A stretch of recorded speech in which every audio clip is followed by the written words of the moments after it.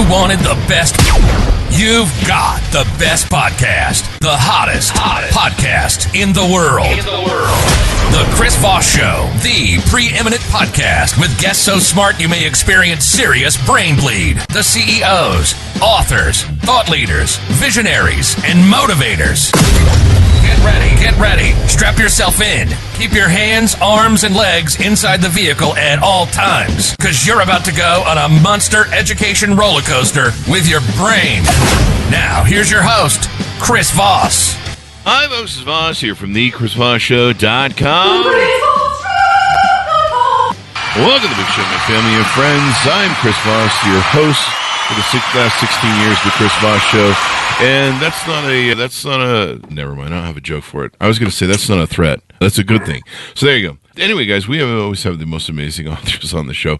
Be sure for the show to your family, friends, and relatives, or else, damn it, I just want to start the show with a threat this morning. I'm in that sort of mood, if you can't tell. We have the most amazing author on the show. She's the author of the newest book to come out May 7th, 2024. It's called The Ballad of Darcy and Russell. Morgan Matson joins us on the show with us today. We'll be talking to her about her amazing book and all her insights and all the things you're going to love about this book, or else, darn it. It's a callback joke for the show. Lots of threats of violence. No, not of violence, just silly, empty threats. She is the New York bestselling author of 6 books for teens, including Since You've Been Gone and Save the Date, and the middle grade novel The Firefly Summer. She lives in Los Angeles, but spends every summer in the Pocono Mountains, and she joins us here on the show. Welcome to the show, Morgan. How are you? I'm good, Chris. Thank you so much for having me. And I love all the threats we're starting out with today. It's a great way to kick off the morning. Yeah, I mean, there's something over coffee. It's good to be doing the threats, threaten everyone during the day. Don't screw with me. I haven't had my coffee. So there you go. Morgan, what's a .com that people can go to find out more about you? It's just morganmatson.com with information about all my books and tour dates and everything like that. The tour dates. People can do that now after COVID. It's so nice. Yes, it's fantastic.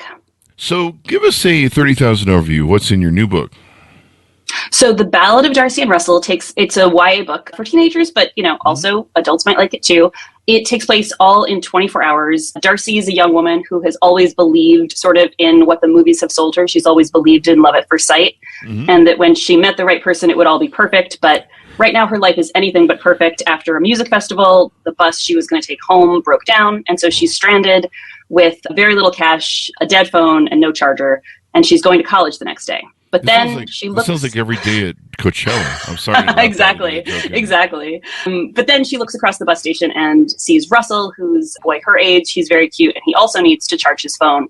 And so this kicks off sort of 24 hours of which they learn a lot about themselves and about each other. There's some twists and turns and surprises in there, and they sort of examine this idea of if you actually can fall in love with someone that quickly, and since they're both heading off to different colleges, is there any point in saying hello when you know you're going to have to say goodbye? And so that's The Ballad of Darcy and Russell. I love it. This should be a song. I think there's Swift or some Beyonce or somebody. Exactly. Oh my gosh, I'd love it. Or who would also this be? And maybe Simon Garfunkel can come back and do one. Amazing.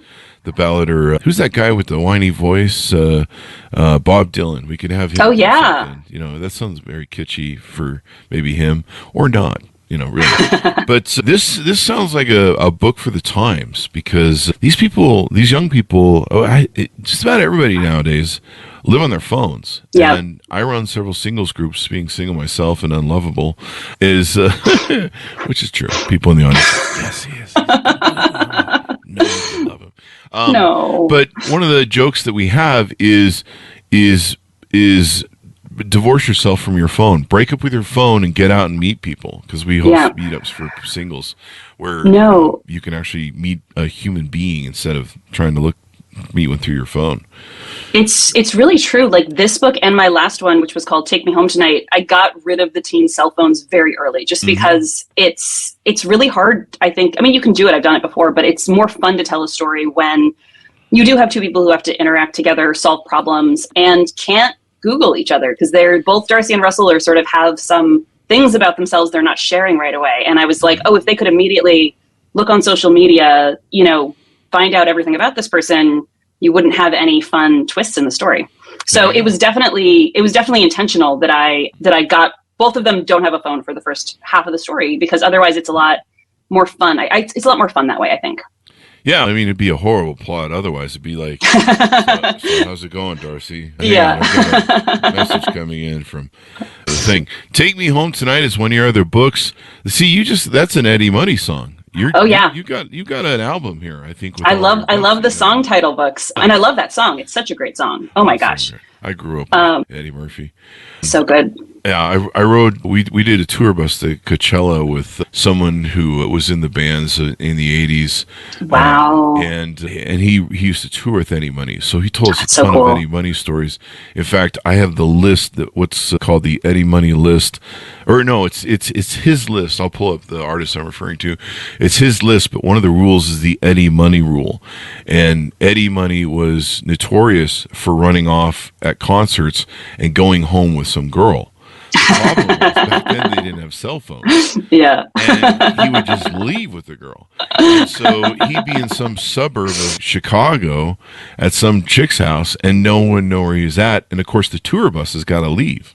Yeah. So the rule was never separate from the herd. So that was the Eddie Money rule. Oh man, that's funny. So tell us a little bit about yourself. You've written, is it 7 or 8 books? 7 YA novels, actually 8 YA novels, and 1 novel for middle grade readers. I just had a different YA novel come out about a month ago that I did with Disney, and that one's called Prom-Chanted, in which it's a bit of a retelling of the Sleeping Beauty story. So tell us a little bit about your upbringing. What made you end up being a writer? When did you kind of first figure out you could write and started writing stuff?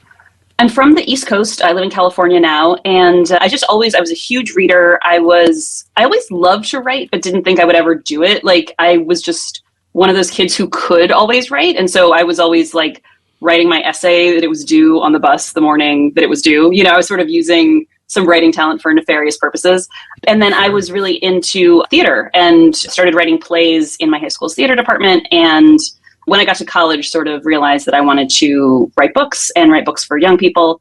And so I got a master's degree in that and worked in publishing for a while at Scholastic, and then have just been doing this full time for a while now. There you go. And you're a hit. I mean, I see the reviews that you've got on Amazon and Goodreads, and you're killing it with young people.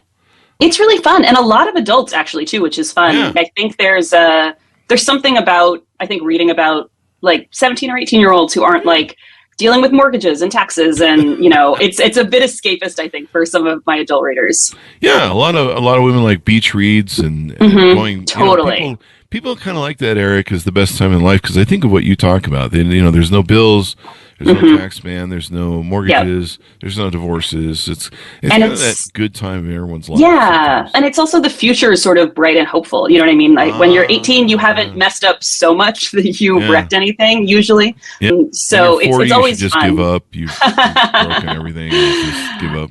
Yeah. It's also really fun to write for teenagers because everything's happening for the first time. You know, it's like the first time they're falling in love with someone or having a fight, and so it all feels very like heightened and immediate. So that's always a lot of fun. Whereas if you're writing for adults, I feel like everyone has their baggage and their past relationships, and you know, it's less sort of fresh and new. You just described most of my dating groups for myself.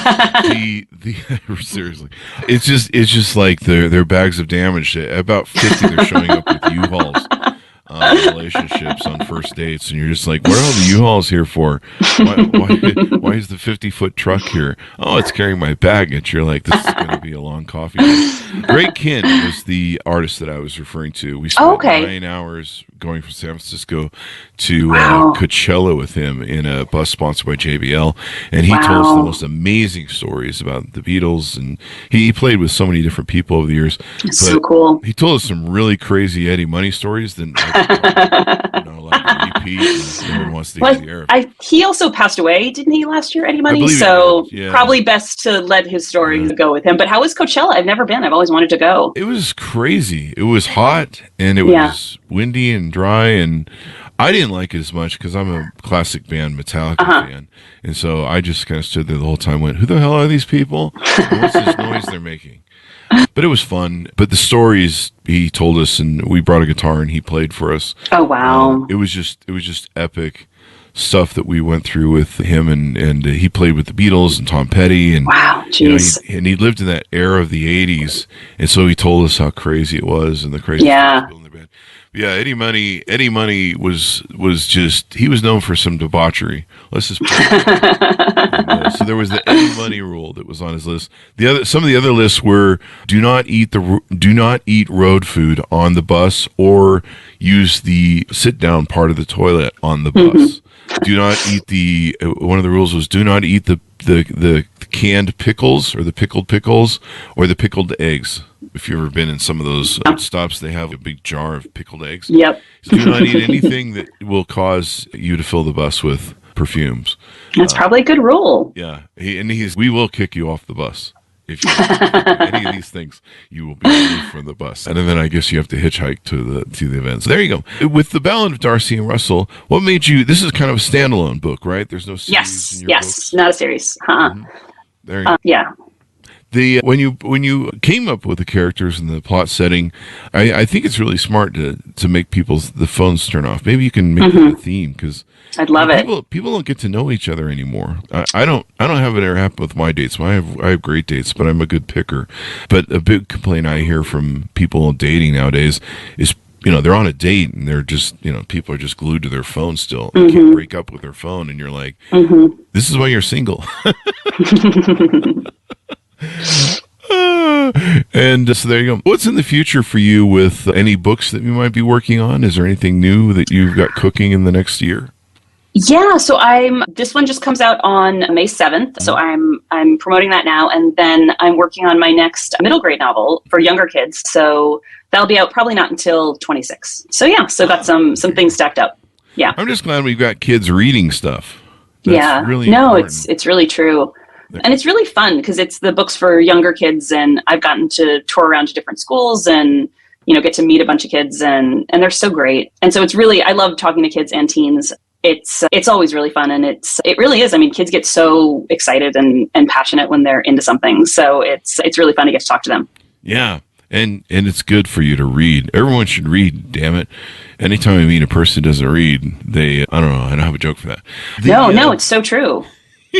Yeah, I mean, it expands your brain. It's absolutely. It's how we learn stuff. It's even if it's just entertainment or seemingly entertainment, it makes you sharper. We just had a neurologist on the show yesterday who talked about Alzheimer's dementia, and reading is one of the ways you can keep your brain active, so that that's awesome. Sharp. Otherwise, you end up, voting for certain parties. On the book, what do you hope people come away with from the book? Is there any message you want people to get, or you just want them to enjoy themselves and have a good time? I mean, I hope they have a good time. This was really inspired by, I actually went to Woodstock 99 when I was 17, and on the bus ride home, the bus broke down, and so we had to spend overnight in a bus station. And so this was very much inspired by my own 17-year-old experience. So I feel like I look back on that now, and we didn't have cell phones. There was no internet. And I'm kind of like, how did I figure that out? Somehow I did. I got home. It was okay. But it was fun to sort of throw these characters into a situation, take their phones away from them, and kind of, they get to sort of see what they're made of and what they're up against and figure that out. And it was a fun book because it was sort of, I love deconstructing something. And so it's fun to have a character who's, I believe in love at first sight and it's going to be perfect. And then to sort of show her a little bit of what the reality is a little bit more like. And it's a very hopeful book, but I think it's also about kind of, sometimes we can come at something with preconceived notions of how it's supposed to be and who this person in my mind is. And then that it's a lot richer and more interesting when you get to grips with how things actually are and who this person really is, as opposed to my idea of them. And so I think it's a hopeful book, but it's also kind of a realistic book. There you go. Maybe help some people go down the journey of learning about life, I think so. I still find people in my singles group that they're still in their own private Idaho about what love is. And you're like, you've been divorced twice and you still this is a really simple manual of biology. But whatever fantasy you're living in your own private Idaho must be great because you're nowhere near it. And then they're angry at you for waking you up. their fantasy they built. Yeah. But it's got a big like family component to it too, that both Darcy and Russell's families become a part of this. And I think it's that sort of moment when you're about 17 or 18 and you suddenly realize that your parents are actual people who had a life before you and aren't perfect, and begin to see them more as actual flawed people. And so I feel like that was also an important part of the book. And I love writing about families as well, in addition to romance. So that was a lot of fun. That's a real important part, because what you're writing about is how those families get started.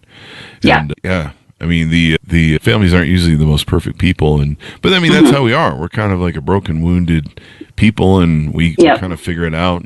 We go dating, and you're like, "Hey, I got a box of razor blades from childhood. What do you have?" And they're like, "I got a bag of glass, broken glass."